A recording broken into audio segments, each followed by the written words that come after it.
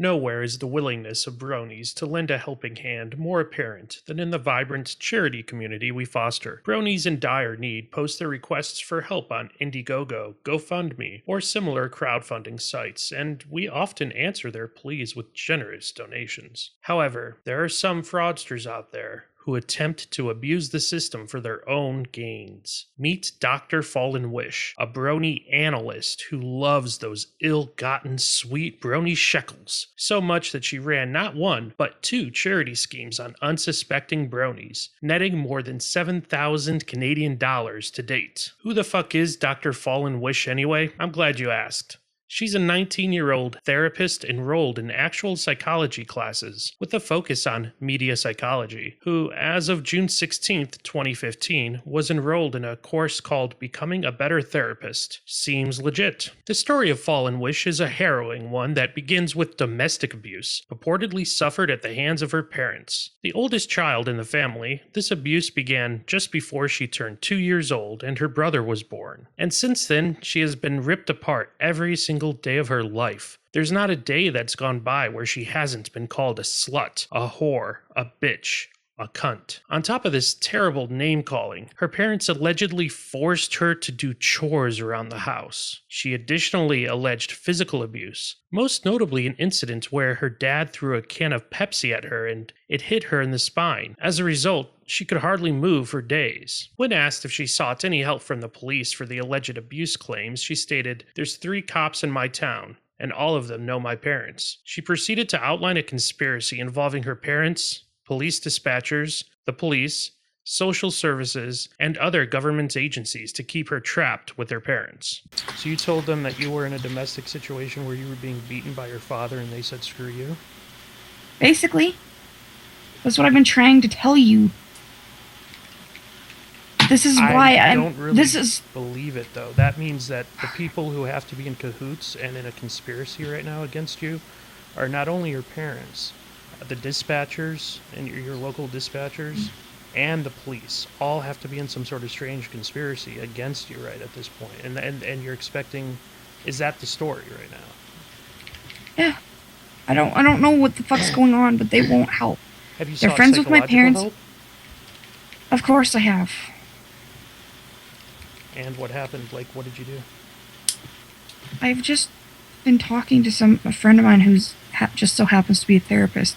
Now, I hesitate at this point, lest it appear I'm belittling the abuse Fallen Wish may or may not have suffered. But in speaking with her, she has never once been able to describe a time when she was hurt and sought real help. Her stories were less stories and more generalizations, as you will hear if you listen to the full audio. You must keep in mind that at this point, we were trying to help her find a way out of the alleged abusive situation. The GoFundMe was brand new and there was no guarantee it would work. The majority of us believe that turning to the services offered through government and private institutions would be able to help much more than throwing herself upon the mercy of the brony community. But, as you guessed it, instead of taking advantage of the myriad of services available to her, Fallen Wish decided to get help her own way, even if she doesn't want it. How? Defrauding bronies on GoFundMe, of course. But first, to prevent suspicion from falling on her, she needed someone to run her money, namely a fellow analyst known as Shark Discusses.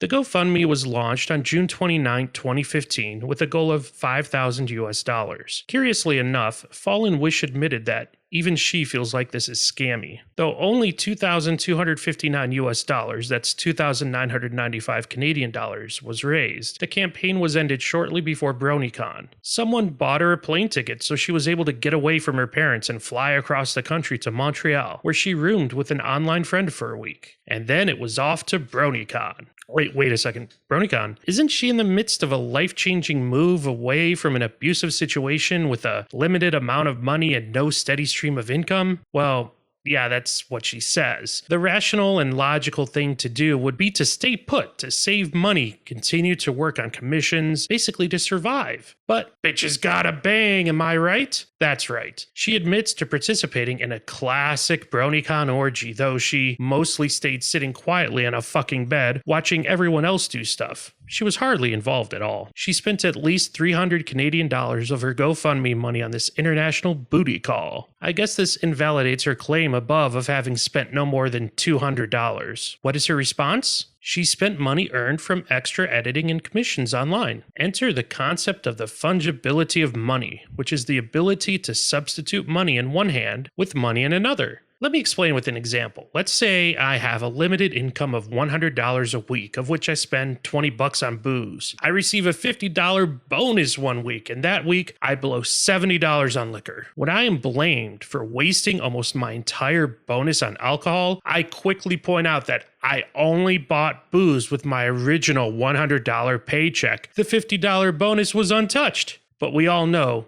that's complete and utter bullshit. If it weren't for that $50 bonus, I never could have afforded $70 in booze that week. This is the reason why her argument doesn't hold any water. The money she spent on BronyCon could have been redirected to savings or the necessities of everyday life. Besides all this, as soon as the GoFundMe money came in, she, wait for it, paid off her BronyCon debt of $300 Canadian. Not even a month passed before Fallen Wish had blown her load and found herself craving more of them gooey and sticky brony dollars. What's an alicorn to do? Off to GoFundMe. This time, she anointed a new sugar daddy to run her money, the Pokebrony / Detective Encounter. I don't know what name he goes by, but just don't let him plamorse you. Another brony analyst. She surpassed the goal of 2,000 British pounds within a week, and the campaign remains open today with a total collected amount of 2,170 British pounds, which is 4,437 Canadian dollars, as of September 12th, 2015. Just look how happy that pony is to have your hard-earned cash. Mama gotta buy herself something nice now. So how does she plan to spend this new boatload of brony money? She's going to Ponyville Cider Fest, of course. That's right, her newest boyfriend, who goes by the name for no good reason and was acquired after cuckolding her prior one at the aforementioned BronyCon orgy, confirmed this in a recent Skype call, an excerpt of which I'm gonna play right now. I was talking randomly about Cider Fest and not agreeing with GoFundMe money being wasted, and nobody picked up on any hints, so I'm not going to keep talking about it. Fallen Wish, it's pretty obvious that Fallen Wish is full of fucking shit, and that she's spending that money on luxuries and not on... Well, okay, here's the thing. She's Nancy like, could probably tell you the relative... And listen to me, Courtney has evidence of this through videos. So one of her things that she did, she's like, I want to help out like Fallen, or what was it, Stardust and all of that. And I was like, look, do you know where your next paycheck or whenever the hell is going to come in? Are you working at all? And she's like, no. I was like, well, then you need to take care of yourself now. You got helped out once. You got a second one. You need to fucking knuckle down and sit on that. Yes. Oh, baby. Yes. Or actually become a decent human being and get a job. Implying that until you get that job, you're going to want to... Yeah. Yes. Be frugal. Work because for no one's going to living. help you out a third time. Since I've been completely forthcoming here, I need advice. How would you handle this situation?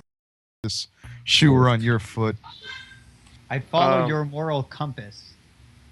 Has none. If you don't have one, then do whatever the fuck you want. The issue is that you got to tell her what you believe, and it sounds like you've already done that, and you can't make her do anything. I know that. Yeah, so... I'm aware something is not kosher. Well, theoretically, you could. Look. If she were completely okay, and she ripped off a bunch of people for $4,000, and she would continue to be okay, I'd be fine with that. But the problem is that she's going to put herself in a I'm broke and I'm fucked again. I reached out once more to For No Good Reason, with whom I had once been good friends, seeking further explanation, and was met with barely comprehensible veiled threats that if I continued to pursue this article, I would feel a roundhouse. I repeatedly asked if any of the accusations were incorrect, and he refused to offer any denials. The only explanation he offered, you're only young and dumb once, so you gonna post how gullible, dumb, and in love? I've been called worse. Shit, me defending Fallen Wish from you is my moral high point. I believe 4Chains was even brought up, whatever that is. Up until this point in the whole affair, I was on the fence about whether or not to publish this article and make this video. As her boy toy points out, I have no horse in the race. I haven't fallen for Fallen Wish's fraud, and why should Horse News or Pony Tonight even give a fuck? I mean, Fallen Wish and most involved in this are nearly unknown in the horse fandom, but I remembered that it was Horse News that broke up the Brony Ruse cruise and numerous other scam attempts directed at our community, and I felt an obligation upon learning of this to share it with all of you. Once I considered the threats her boyfriend, for no good reason, made against me, I could not be more confident